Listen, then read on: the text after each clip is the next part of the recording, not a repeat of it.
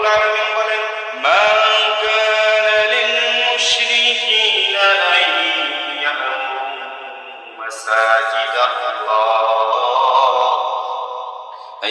ইয়া'মুরু মাসাজিদাল্লাহি শাহিদিনা আলা আনফুসিহিম বিল কুফর উলাইকা হাবিতাত আ'মালুহুম ওয়া ফিন নারি হুম খালিদুন।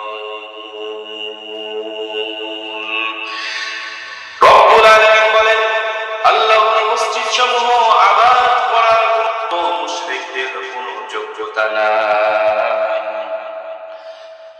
পরের অংশে আল্লাহ তাআলা বললেন,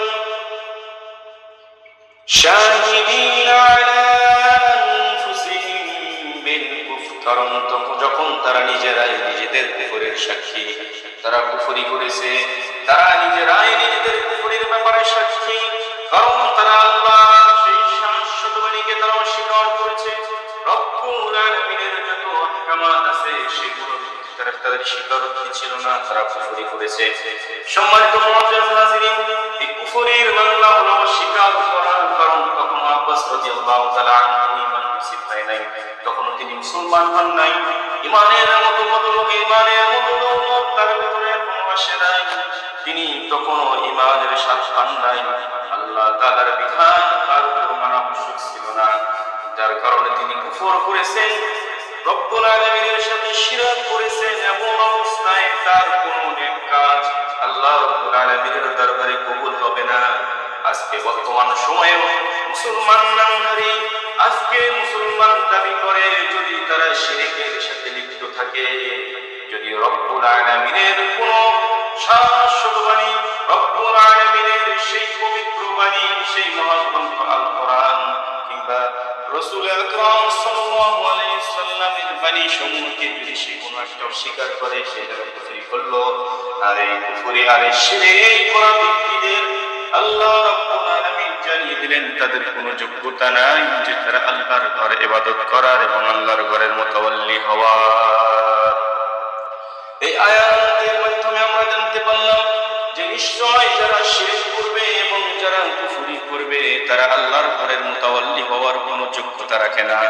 আল্লাহ রাব্বুল আলামিন বললেন, এরপরেও যদি তারা নিজেদেরকে যোগ্য মুতাওয়াল্লি, যোগ্য ইবাদতকারী মনে করে, আল্লাহ তাআলা বললেন, উলাইকা হাবিতাত আ'মালুহুম ওয়া ফিন নারি হুম খালিদুন।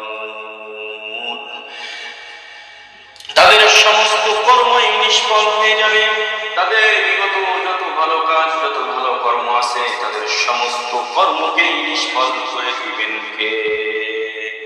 এজন্য আল্লাহ রাব্বুল আলামিন বলতেছেন, শিরক মুক্ত ইবাদত করতে হবে, কোনো অবস্থাতেই শিরক করা যাবে না এবং কোনো অবস্থাতেই তার বিধানকে অস্বীকার করা যাবে না। এবং পরের অংশে জানিয়ে দিলেন, তাদের কর্ম, সমস্ত কর্মই নিষ্ফল হয়ে যাবে, তাদের সমস্ত কর্মকে রব্বুল আলামিন নিষ্ফল করে দিবেন, সমস্ত কর্মে বরবাদ হয়ে যাবে এবং তাদের ঠিকানা হবে ওয়াফিন নারি খালিদুন, এবং তারা জাহান্নামে স্থায়ীভাবে সেখানে থাকবে।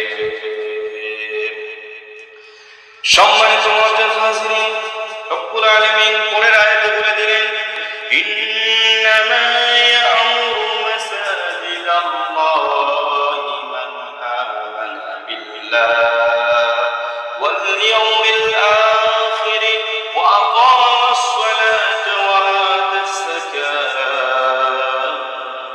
ওয়া লাম ইয়াখশা ইল্লাল্লাহ ফাআসা উলাইকা আন ইয়াকুনু মিনাল মুহতাদিন।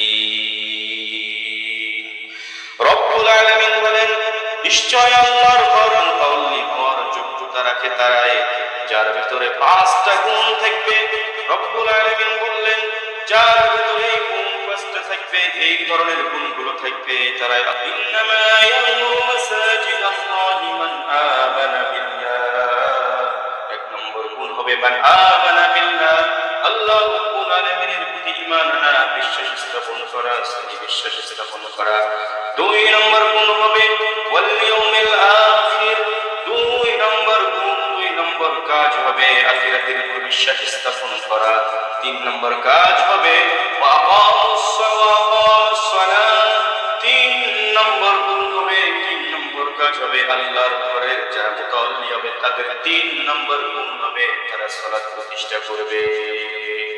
সম্মানিত মুআজ্জাজ হাজিরিন, রব্বুল আলামিনের এই কথার দ্বারাই বোঝা গেল যে তারা যারা নামাজ আদায় করে না, যারা ঠিকঠাক ভাবে নামাজ পড়ে না, আল্লাহর ঘরের মুতাল্লি হওয়ার তাদের কোনো যোগ্যতা নাই। রব্বুল আলামিন 4 নম্বর গুণের কথা বললেন, ওয়া আতাস যাকাত। 4 নম্বর গুণ হবে যারা যাকাত প্রদান করে। যাদের উপর যাকাত ওয়াজিব আছে, এই এমন ব্যক্তিদের উপর যদি যাকাত ওয়াজিব থাকে, তারা 4 নম্বর গুণ হবে তারা যাকাত আদায় করবে। 5 নম্বর গুণ হবে আল্লাহ রাব্বুল আলামিন বলেন ওয়ালাম ইয়াখশা ইল্লাল্লাহ। 5 নম্বর গুণের কথা রাব্বুল আলামিন বললেন আল্লাহ ছাড়া দ্বিতীয় এই জমিন আসমানে পৃথিবীতে রব্বুল আলামিন ছাড়া ওয়ালাম ইয়াখশা ইল্লাল্লাহ, আল্লাহ ছাড়া আর কাউকে সে ভয় পাবে না। এরপরে আল্লাহ রাব্বুল আলামিন বললেন